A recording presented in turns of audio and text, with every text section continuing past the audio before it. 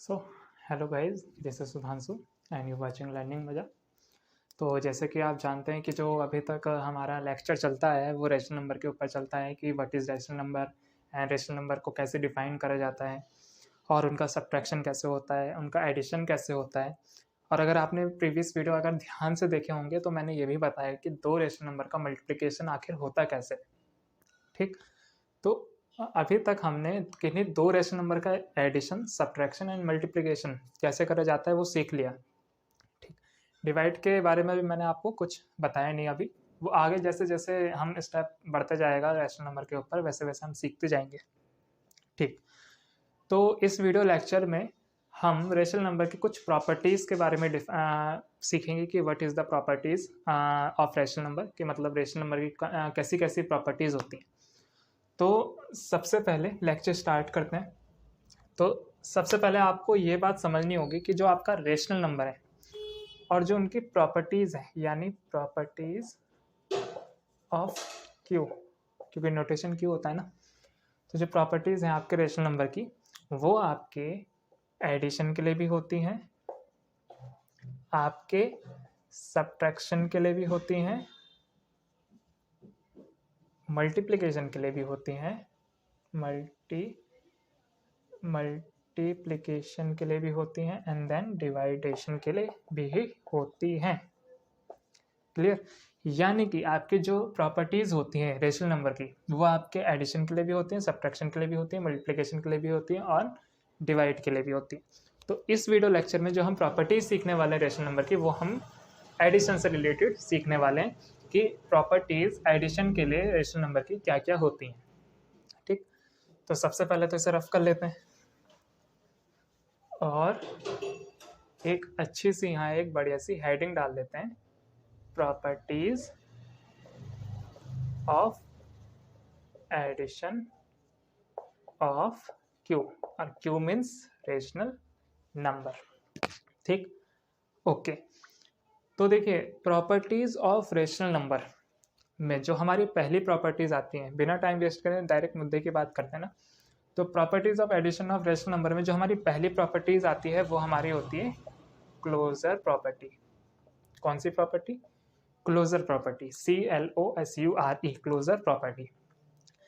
Closure property हमें क्या बोलती है? क्लोजर प्रॉपर्टी हमें ये बोलती है कि अगर मान लीजिए आपके पास दो रेशनल नंबर हैं N1 एंड N2, ठीक है, दोनों ही आपके रेशनल नंबर हैं, यानी दोनों ही बिलोंग कर रहे हैं आपको Q को। ठीक, तो अगर आप N1 प्लस N2 करोगे ना और इसका जो रिजल्ट आएगा वो भी एक आपका रेशनल नंबर होगा, ये बोलते हैं हमें क्लोजर प्रॉपर्टी। ठीक, क्या मतलब हुआ कि मान लीजिए अगर दो रेशनल नंबर हैं, दोनों रेशनल नंबर को अगर आप उनका सम करें तो जो उनका रिजल्ट आएगा वो भी एक रेशनल नंबर होगा। एग्जाम्पल के तौर पर एग्जाम्पल ले लीजिए, एग्जाम्पल जैसे कि 1/2 है, इसमें आप प्लस कर दीजिए 4/3। अब देखिए 1/2 भी रेशनल नंबर है, 4/3 भी रेशनल नंबर है, तो अकॉर्डिंग टू क्लोजर प्रॉपर्टी मेरा क्या होना चाहिए? The sum of the 1/2 and 4/3 gives you also a rational number, यानी इन दोनों का सम जो होगा वो भी रेशनल नंबर को बिलोंग करना चाहिए। तो एक बार इनको पहले आप सॉल्व करके देखें। तो सॉल्व कैसे होते हैं? अगर आपने प्रीवियस वीडियो लेक्चर देखे होंगे तो मैंने आपको बता रखा है कि दो रेशनल नंबर का सब्ट्रैक्शन या फिर सम कैसे करा जाता है, by the help of LCM. अब एलसीएम किसका लिया जाता है? डिनोमिनेटर का। तो यहाँ 2 और 3 का जब आप एलसीएम लोगे तो एलसीएम विल बी 6। ठीक, उसके बाद मैंने आपको एक डायलॉग बताया था कि डिनोमिनेटर से divide and then multiplied by numerator. तो पहले हमारा 1/2 है, 1/2 में 2 हमारा क्या है? डिनोमिनेटर। तो डिनोमिनेटर से जब आप 6 को डिवाइड करोगे तो आपका कितना आएगा?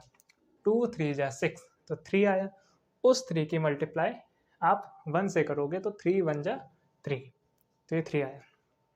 ठीक, प्लस प्लस 3 से आप 6 को डिवाइड कीजिए तो 3 2 जा 6, 2 आया। 2 की मल्टीप्लाई आप 4 से कीजिए तो 2 4 जा 8, तो 8 ही आया। दोनों को आप सम कीजिए तो 3 + 8 11/6। तो क्या ये भी मेरे एक रेशनल नंबर होता है? बिल्कुल होता है। 11/6 ऑल्सो अ रेशनल नंबर, ये भी आपका रेशनल नंबर को बिलोंग करेगा। तो आप देख पा रहे हो कि 1/2 है, ये भी आपका रेशनल नंबर था। 4/3 था, ये भी आपका रेशनल नंबर था। इन दोनों का सम आया वो भी आपका एक रेशनल नंबर ही होगा। अच्छा अच्छा, मैंने यहाँ प्लस क्यों लगाया, माइनस क्यों नहीं लगाया, मल्टीप्लाई क्यों नहीं लगाया, डिवाइड क्यों नहीं लगाया, प्लस ही क्यों लगाया? क्योंकि जो आपकी प्रॉपर्टीज चल रही है ना, वो आपकी सारी की सारी एडिशन से रिलेटेड चल रही हैं। इसलिए कहीं पे भी जब मैं आपको प्रॉपर्टी बताऊंगा ना, तो वहाँ पे ना ही आपको माइनस का साइन दिखेगा, ना ही मल्टीप्लिकेशन का, ना ही डिवाइड का। सब जगह जो हम ऑपरेशन लेके चलेंगे वो हमारा एडिशन का ऑपरेशन लेके चलेंगे। क्लियर? ओके। तो क्लोजर प्रॉपर्टी एक बार मैं फिर से रिपीट कर देता हूँ। क्लोजर प्रॉपर्टी क्या कहती है? क्लोजर प्रॉपर्टी आपको ये बोलती है कि अगर आपके पास दो रेशनल नंबर हैं, तो दोनों का अगर आप सम करें, एडिशन करें, उन्हें जोड़ें, तो उनका जो रिजल्ट आएगा वो भी आपका एक रेशनल नंबर होगा। क्लियर? ओके। अगली प्रॉपर्टी जो आती है क्लोजर के बाद, वो हमारी सेकंड होती है कॉम्यूटेटिव प्रॉपर्टी। Commutative property. तो कॉम्यूटेटिव प्रॉपर्टी क्या कहती है? कॉम्यूटेटिव प्रॉपर्टी ये बोलती है कि अगर आपके पास दो रेशनल नंबर है, फॉर एग्जांपल n1, ये भी आपका एक रेशनल नंबर को बिलोंग कर रहा है, एंड n2, ये भी आपका रेशनल नंबर को बिलोंग कर रहा है। मैं यहीं पे आपको क्लियर कर दूं, ये n1 n2 ये कोई नेचुरल नंबर का नोटेशन नहीं है। यहाँ पे बस मैंने एक ये मान लिया कि ये एक रेशनल नंबर है, फॉर एग्जांपल 1/2, 3/2, 4/7, 11/5, 120/11, ये सब आपके जो है ये रेशनल नंबर हो सकते हैं। n1 n2 it could be anything, it could be anything मतलब ये दोनों आपके कुछ भी रेशनल नंबर हो सकते हैं, लेकिन ये n1 n2 नेचुरल नंबर को रिप्रेजेंट नहीं कर रहे। और अगर कर भी रहे होंगे तो नेचुरल नंबर भी तो आपका सबसेट होता है रेशनल नंबर का, तो उनके लिए भी ये प्रॉपर्टी सेटिस्फाई हो जाएंगी। ठीक? तो अगर ये जो मैंने अभी चीज़ बोली अगर आपको समझ में नहीं आया ना, तो जो मैंने आपका I think first second third video थी वो, जिसमें मैंने आपको पूरा बताया था कि नेचुरल नंबर क्या होते हैं, होल नंबर क्या होते हैं, इंटीजर क्या होते हैं, रैशनल क्या होते हैं। तो अगर मान लीजिए यहाँ जो मैंने अभी चीज़ बताई है अगर वो आपको समझ में ना आए हो, तो आप वो वाला नंबर सिस्टम जो था वो वीडियो देख सकते हो। ठीक? तो फिलहाल अपने टॉपिक पर वापस आते हैं। तो कॉम्यूटेटिव प्रॉपर्टी हमें ये बोलती है कि n1 n2 दो रैशनल नंबर है, जहाँ n1 n2 कोई से भी रैशनल नंबर हो सकते हैं। तो अगर n1 को पहले रखूँ मैं, उसके बाद प्लस करूँ, देन फिर n2 को करूँ। क्या कहा मैंने? पहले मैं अगर n1 प्लस n2 करूँ या फिर n2 प्लस n1 करूँ, तो दोनों का जो आंसर आएगा वो मेरा सेम आएगा, सेम आएगा। क्या बोला मैंने? अगर मेरे पास दो रेशनल नंबर हैं, उन रेशनल नंबर का अगर मैं ऑर्डर चेंज कर दूं, ऑर्डर का मतलब यही होता है कि अगर आप आगे का पीछे कर दें और पीछे का आगे कर दें, तो वही तो मैंने करा है, आगे का पीछे, पीछे के आगे। तो जो उसका आंसर होता है दोनों में ही उसका आंसर कैसा निकलेगा? सेम निकलेगा। यानी अगर आप n1 प्लस n2 करो या फिर n2 प्लस n1 करो, दोनों में जो आपका आंसर होगा वो हमेशा इक्वल ही होगा, सेम होगा। ठीक? ओके। अब इसका भी एग्जाम्पल देख लेते हैं। एग्जाम्पल जैसे कि आप यही वाले ले लीजिए, 1/2 प्लस 4/3 करो आप, उसके बाद आप खुद से 4/3 आगे रखना, फिर 1/2 पीछे रखना, तो आप देखोगे कि दोनों में जो आपका आंसर आएगा वो 11 हाँ जी, तो कहाँ थे हम? हाँ, तो कम्यूटेटिव प्रॉपर्टी में अगर आप एग्जाम्पल को सेटिस्फाई करना चाहते हैं, तो मैंने क्या कहा था, आप 1/2 प्लस 4/3 करें, फिर उसका आंसर निकालें। अब आंसर तो मैंने निकाल दिया 11/6। उसके बाद आप क्या करना, 4/3 को आगे रखना, 1/2 को पीछे रखना और उनका सम करना, तब भी आपका आंसर जो आएगा वो 11/6 ही आएगा। क्लियर? ओके। तो सबसे पहले तो आप ये नोट कर लीजिए, अगर आपको लगे कि हाँ ये इंपॉर्टेंट करने योग्य है तो आप नोट कर सकते हो, तो मेरे हिसाब से आपको करना ही चाहिए। ठीक? तो ठीक है, आगे बढ़ते हैं। तो कॉम्यूटेटिव हो गया, क्लोजर हो गया। अगली जो प्रॉपर्टी आती है हमारी, properties of addition of rational number की, वो हमारी आती है एसोसिएटिविटी। कौन सी? एसोसिएटिविटी। तो third property is associativity property. ठीक? ये ASSOCIATIVI। ठीक? अच्छा, अगर आपको लगे कि हाँ थोड़ी राइटिंग सही नहीं आ रही, तो इसका भी एक बेनिफिट है। बेनिफिट क्या है कि अगर किसी की राइटिंग, मान लीजिए मेरी राइटिंग सही नहीं है, तो आपका ज़्यादा ध्यान मेरे बोलने पर होगा, जो मैं बोल रहा हूँ, जो कि अच्छी बात है कि मान लीजिए जो आपको समझा रहा है आप उसकी बातों पर ध्यान दे रहे हो, तो एक बेकार राइटिंग होने का एक बेनिफिट लगता है मुझे। ठीक? तो फिलहाल एसोसिएटिविटी प्रॉपर्टी पे आते हैं। तो एसोसिएटिविटी प्रॉपर्टी जो होती है ये एक तरीके की कम्यूटेटिव प्रॉपर्टी ही है। जैसे बस कम्यूटेटिव में क्या होता था, 2 नंबर होते थे, इसमें क्या हो 2 रेशनल नंबर होते थे। एसोसिएटिविटी प्रॉपर्टी में क्या होगा, इसमें आपके 3 रेशनल नंबर होंगे। तो मान लीजिए यहाँ पर अगर आपका n1 n2 एंड n3 ये 3 आपके रेशनल नंबर हैं, ठीक। तो अगर आप इनका सम करें और इनका सम इस तरीके से करें ऑर्डर चेंज करके।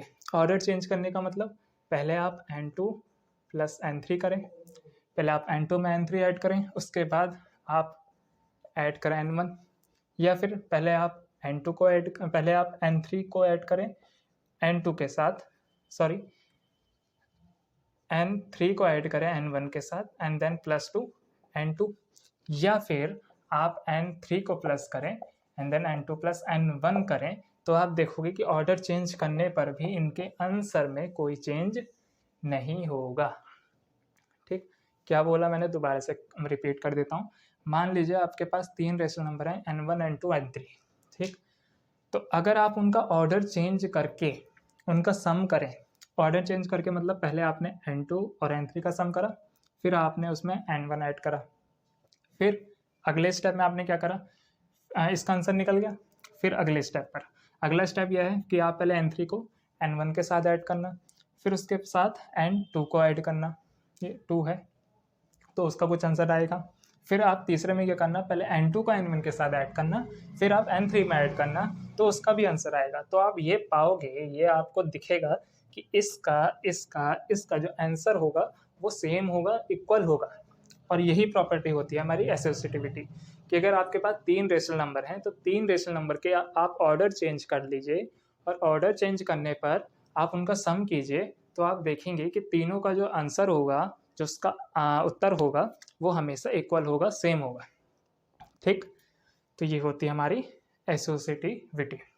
एग्जाम्पल के तौर पे आप क्या करना, ये मैं करवाऊंगा नहीं, आपको खुद करना है। फॉर एग्जाम्पल अगर आप 1/2 4/3 प्लस 7/5 इसको ऐड करना, फिर आप क्या करना, 4/3 को बाहर रख लेना, फिर 1/2 को 7/5 के साथ ऐड करना, फिर आप क्या करना, 7/5 को आगे रखना प्लस 1/2 प्लस 4/3। तो आप ये देखोगे इनका आंसर जो होगा, आंसर विल बी सेम। इसका जो आंसर आएगा वो कैसा आएगा, सेम आएगा सभी तीनों का। सपोज कीजिए इसका आंसर कुछ आएगा, मान लीजिए इसका आंसर आएगा, मान लीजिए 1/2, तो इसका भी 1/2 आएगा, इसका भी 1/2 आएगा, ठीक है। तो ये आपके लिए क्वेश्चन बन गया यहाँ पे, कि आपके प्रैक्टिस के लिए क्वेश्चन बन गया। आप इनको वेरीफाई करना कि क्या रैशनल नंबर में हमारी एसोसिएटिविटी प्रॉपर्टी वेरीफाई हो सकती है। वेरीफाई मतलब अगर मैं इसका आंसर निकालूं, इसका आंसर निकालूं और इसका आंसर निकालूं, तो तीनों का आंसर क्या मेरा सेम ही आएगा। क्योंकि ये भी तो आपको प्रूफ करना आना चाहिए कि भाई ऐसा थोड़ी है कि मैंने आपको बता दिया और आपने मान लिया। आप प्रूफ करो ना, खुद प्रूफ करो, क्या जो मैं आपको सिखा रहा हूँ क्या वो बिल्कुल वेरीफाई हो रही है। तो आप ये पाओगे कि हाँ बिल्कुल वेरीफाई हो रही है, ठीक है। तो आप मेरे कहने पे मत जाओ, आप ये as a homework, as a practice आप ये होमवर्क के तौर पे लीजिए कि हाँ ये मेरा एक होमवर्क है और मुझे वेरीफाई करना है एसोसिएटिविटी प्रॉपर्टी जो रेशनल नंबर के लिए वेरीफाई होती है, ठीक। तो ये आपके लिए एक होमवर्क हो गया, ठीक। तो नोट कर लीजिए और आगे बढ़ते हैं अपनी 4th प्रॉपर्टी पे, जो कि है existence of additive identity.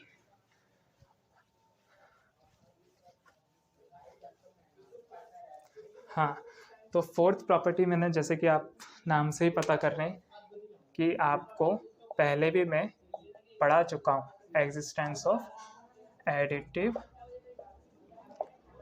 Identity. तो अगर आप इस वीडियो को पहली बार देख रहे हैं तो मैं आपके नॉलेज के लिए पहले ही बता दूं, जानकारी के लिए पहले ही बता दूं कि additive identity, multiplicative identity, additive inverse and multiplicative inverse के लिए मैंने अलग से एक सेपरेट वीडियो डाल रखी है, ताकि आपको इन्हें समझने में ज़्यादा मुश्किल ना हो, ठीक। तो देखिए फिर भी मैं आपको थोड़ा सा बता देता हूँ एडिटिव आइडेंटिटी के बारे में। तो एडिटिव आइडेंटिटी ये बोलती है कि अगर आपके पास एक रेशनल नंबर है, रेशनल नंबर सपोज कीजिए P/Q, तो इस रेशनल नंबर में आप कौन सी चीज़ आप ऐड करो कि ये आपको दोबारा से ही P/Q यानी कि वही रेशनल नंबर आपको एज अ आंसर मिल जाए, तो बताएं कौन सा ऐसा नंबर है, कौन सा ऐसा रैशनल नंबर है कि आप पी अपॉन क्यू में ऐड करें तो आंसर आपका पी अपॉन क्यू आ जाए। तो बताएं आप। तो आप बिल्कुल आपने सही बताया, 0।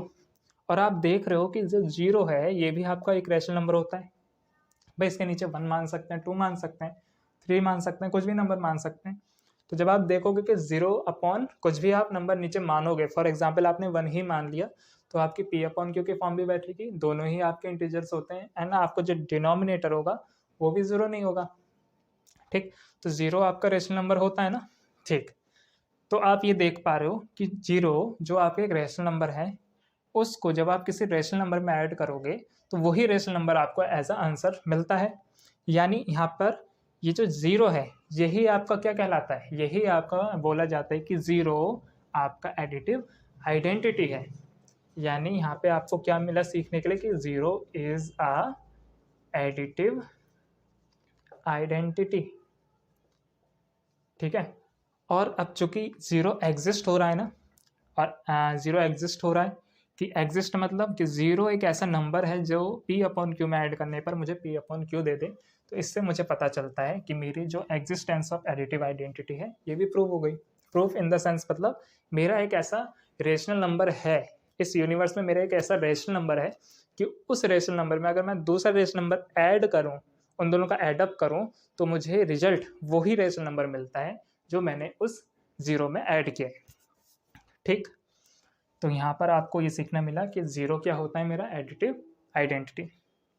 ठीक है, तो इसे आप नोट कर लीजिए, बाकी आगे बढ़ते हैं।